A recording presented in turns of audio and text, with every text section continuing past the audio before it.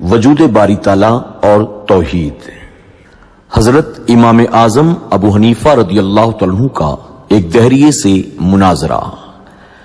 ہمارے امام حضرت امام اعظم ابو حنیفہ رضی اللہ تعالیٰ عنہ کا ایک دہریہ یعنی خدا کی ہستی کا منکر جسے ناستک کہتے ہیں، اس سے مناظرہ مقرر ہوا، اور موضوع مناظرہ یعنی مناظرے کا ٹائٹل یہی مسئلہ تھا کہ عالم کا کوئی خالق بھی ہے یا نہیں، یعنی اس عالم کو کوئی پیدا کرنے والا ہے کہ نہیں۔ آپ جانتے ہیں کہ ہم اس بات کے قائل ہیں کہ ساری کائنات کا خالق اور مالک اللہ رب العزت ہے، لیکن دہریہ یعنی ناستک اس کا منکر تھا۔ اس اہم مسئلے پر مناظرہ اور پھر اتنے بڑے امام، چنانچہ میدان مناظرہ میں دوست دشمن سبھی جمع ہوئے، مگر حضرت امام اعظم ابو حنیفہ رضی اللہ عنہ وقت مقررہ سے بہت دیر کے بعد مجلس میں تشریف لائے۔ دہریے نے پوچھا کہ آپ نے اتنی دیر کیوں لگا دی؟ آپ نے فرمایا، اگر میں اس کا جواب یہ دوں کہ میں ایک جنگل کی طرف نکل گیا تھا، وہاں ایک عجیب واقعہ نظر آیا جس کو دیکھ کر میں حیرت میں آ کر وہیں کھڑا ہو گیا۔ وہ واقعہ یہ تھا کہ دریا کے کنارے ایک درخت تھا، دیکھتے ہی دیکھتے وہ درخت خود بخود کٹ کر زمین پر گر پڑا، پھر خود بخود اس کے تختے تیار ہوئے، پھر ان تختوں کی خود بخود ایک کشتی تیار ہوئی اور خود بخود ہی دریا میں چلی گئی۔ خود بخود ہی وہ ایک دریا کے اس طرف کے مسافروں کو اس طرف اور اس طرف کے مسافروں کو اس طرف لانے اور لے جانے لگی، پھر ہر ایک سواری سے خود ہی کرایہ بھی وصول کرتی تھی۔ تو بتاؤ تم میری ان باتوں کا یقین کر لو گے؟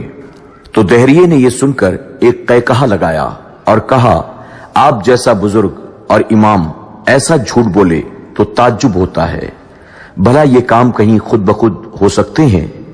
جب تک کوئی کرنے والا نہ موجود ہو کسی طرح یہ کام ممکن نہیں۔ حضرت امام اعظم نے فرمایا، یہ تو کچھ بھی کام نہیں ہے، تمہارے نزدیک تو اس سے بھی زیادہ بڑے بڑے عالی شان کام خود بخود بغیر کسی کرنے والے کے تیار ہوتے ہیں۔ یہ زمین، یہ آسمان، یہ چاند، یہ سورج، یہ ستارے، یہ باغات، یہ سدھا قسم کے رنگین پھول، شیریں پھل، یہ پہاڑ، یہ چوپائے، یہ انسان، یہ ساری خدائی بغیر بنانے والے کے تیار ہو گئی۔ اگر ایک کشتی کا بغیر کسی بنانے والے کے خود بخود بن جانا جھوٹ ہے، تو سارے جہان کا بغیر بنانے والے کے بن جانا اس سے بھی بڑا جھوٹ ہے۔ دہریہ آپ کی تقریر سن کر دم بخود حیرت میں آ گیا اور فوراً اپنے عقیدے سے تائب ہو کر مسلمان ہو گیا۔ سبحان اللہ۔ حکایت نمبر 2۔ حضرت امام جعفر صادق رضی اللہ عنہ اور ایک دہریہ ملاح۔ خدا کی ہستی کا ایک منکر جو ملاح تھا، یعنی یہ شخص بھی ناستک تھا۔ حضرت امام جعفر صادق رضی اللہ عنہ سے بات چیت ہوئی۔ وہ ملاح کہتا تھا، خدا کوئی نہیں، معاذ اللہ۔ امام جعفر صادق رضی اللہ عنہ نے اس سے فرمایا، تم جہاز ران ہو، یعنی جہاز چلانے والے ہو، یہ بتاؤ کبھی سمندری طوفان سے تمہارا سامنا پڑا؟ وہ بولا، ہاں مجھے اچھی طرح سے یاد ہے، ایک مرتبہ سمندر کے سخت طوفان میں میرا جہاز پھنس گیا تھا۔ حضرت امام نے فرمایا، پھر کیا ہوا؟ وہ بولا، میرا جہاز غرق ہو گیا، سب لوگ جو اس پر سوار تھے ڈوب کر ہلاک ہو گئے۔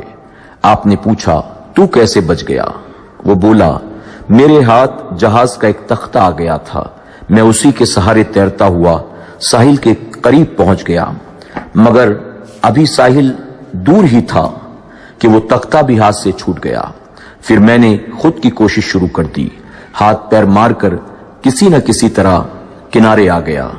حضرت امام جعفر صادق رضی اللہ عنہ فرمانے لگے، اب سنو، جب تم جہاز پر سوار تھے تو تمہیں اپنے جہاز پر اعتماد تھا، وہ بھروسہ تھا کہ جہاز پار لگا دے گا، پھر وہ ڈوب گیا تو تمہارا اعتماد، بھروسہ اس تختے پر رہا جو اتفاقاً تمہارے ہاتھ آ گیا تھا، مگر جب وہ بھی تمہارے ہاتھ سے چھوٹ گیا تو اب سوچ کر بتاؤ، اس بے سہارا وقت اور بے چارگی کے عالم میں بھی کیوں تمہیں یہ امید تھی کہ اب بھی کوئی بچانا چاہے تو میں بچ سکتا ہوں؟ وہ بولا، ہاں یہ امید تو تھی، حضرت نے فرمایا مگر وہ امید تھی کس سے؟ کون تھا جو تمہیں بچا سکتا تھا؟ وہ دہریہ خاموش ہو گیا۔ آپ نے فرمایا خوب یاد رکھو اس بیچارگی کے عالم میں تمہیں جس ذات پر امید تھی وہی خدا ہے اور اسی نے تمہیں بچا لیا۔ ملہ یہ سن کر ہوش میں آ گیا اور اسلام لے آیا۔ سبحان اللہ۔ حکایت نمبر 3۔ ایک عقل مند بڑھیا۔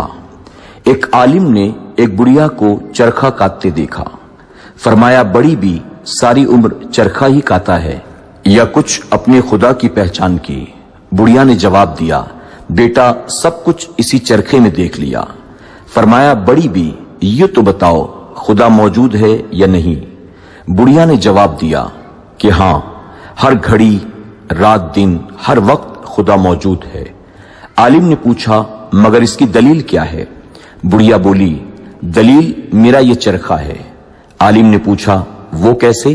وہ بولی وہ ایسے کہ جب تک میں اس چرخے کو چلاتی رہتی ہوں یہ برابر چلتا رہتا ہے اور جب میں اسے چھوڑ دیتی ہوں تب یہ ٹھہر جاتا ہے۔ تو جب اس چھوٹے سے چرخے کو ہر وقت چلانے کی ضرورت ہے تو زمین، آسمان، چاند، سورج، اتنے بڑے بڑے چرخوں کو کس طرح چلانے والے کی ضرورت نہ ہوگی بھلا؟ پس اسی طرح زمین و آسمان کے چرخے کو چلانے والا بھی کوئی چاہیے۔ جب تک وہ چلاتا رہے گا یہ سب چرخے چلتے رہیں گے اور جب وہ چھوڑ دے گا تو یہ ٹھہر جائیں گے۔ مگر ہم نے کبھی زمین و آسمان، چاند، سورج کو ٹھہرے ہوئے نہیں دیکھا تو جان لیا کہ ان کا چلانے والا ہر گھڑی موجود ہے۔ مولوی صاحب نے سوال کیا آسمان و زمین کا چرخہ چلانے والا ایک ہی ہے یا دو؟ بڑھیا نے جواب میں کہا ایک ہی ہے۔ دعوے کی دلیل بھی یہی میرا چرخہ ہے، کیونکہ جب تک اس چرخے کو اپنی مرضی سے ایک طرف چلاتی ہوں یہ چرخہ میری مرضی سے ایک ہی طرف چلتا ہے۔ اگر کوئی دوسری چلانے والی بھی ہوتی تو یہ میری مددگار ہو کر میری مرضی کے مطابق چرخہ چلاتی، تب تو چرخے کی رفتار تیز ہو جاتی اور اس چرخے کی رفتار میں فرق آ کر نتیجہ حاصل نہ ہوتا۔ اگر وہ میری مرضی کے خلاف اور میرے چلانے کے مخالف جہت میں چلاتی تو چرخہ چلنے سے ٹھہر جاتا یا ٹوٹ جاتا، مگر ایسا نہیں ہوتا اس وجہ سے کہ دوسری چلانے والی موجود نہیں ہے۔ اسی طرح آسمان و زمین کا چلانے والا اگر کوئی دوسرا ہوتا تو ضرور آسمانی چرخے کی رفتار تیز ہو کر دن رات کے نظام میں فرق آ جاتا، یا چلنے سے ٹھہر جاتا یا ٹوٹ جاتا۔ جب ایسا نہیں ہے تو ضرور آسمان و زمین کے چرخے کا چلانے والا ایک ہی ہے۔ سبحان اللہ، سبحان اللہ۔ میرے پیارے آقا علیہ الصلوۃ والتسلیم کی پیارے دیوانوں، خاتون جنت حضرت فاطمہ الزہرا رضی اللہ تعالیٰ عنہا کی کنیزاؤں، آج کے اس پہلے ایپیسوڈ میں، اس پہلے درس میں ہم نے اور آپ نے اللہ رب العزت کے تعلق سے 3 بہت ہی بہترین اور عظیم حکایات کو سماعت کیا۔ اللہ رب العزت ہمیں اور آپ کو ان باتوں کو صحیح معنوں میں سمجھنے، دل کے نہا خانوں میں جگہ دینے اور زندگی بھر اس پر عمل کرنے کی توفیق عطا فرمائے۔